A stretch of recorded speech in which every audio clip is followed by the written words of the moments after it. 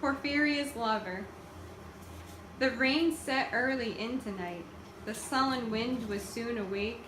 It tore the elm tops down for spite, and did its worst to vex the lake. I listened with heart fit to break, when glided in Porphyria straight. She shut the cold out and the storm, and kneeled and made the cheerless grate blaze up, and all the cottage warm. Which done, she rose, and from her form withdrew the dripping cloak and shawl, and laid her soiled gloves by untied, her hat, and let her damp hair fall. At last she sat down by my side, and called me, when no voice replied.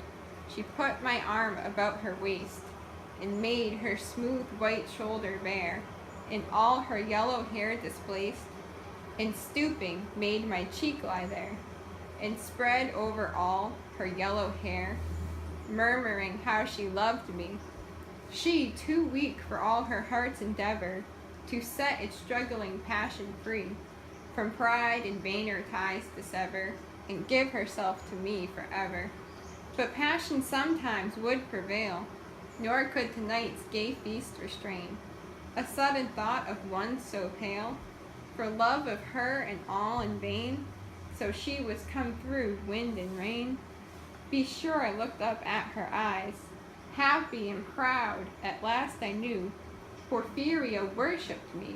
Surprise made my heart swell, and still it grew, while I debated what to do. That moment she was mine, mine fair, perfectly pure and good. I found a thing to do, and all her hair in one long yellow string I wound 3 times her little throat around, and strangled her. No pain felt she. I am quite sure she felt no pain, as a shut bud that holds a bee. I warily opened her lids again, laughed the blue eyes without a stain, and I untightened next the tress about her neck, her cheek once more blushed bright beneath my burning kiss. I propped her head up as before, only this time my shoulder bore her head, which droops upon it still, the smiling rosy little head, so glad it has its utmost will, that all it scorned at once is fled, and I its love and gained instead. Porphyria's love, she guessed not how her darling one wish would be heard, and thus we sit together now, and all night long we have not stirred, and yet God has not said a word.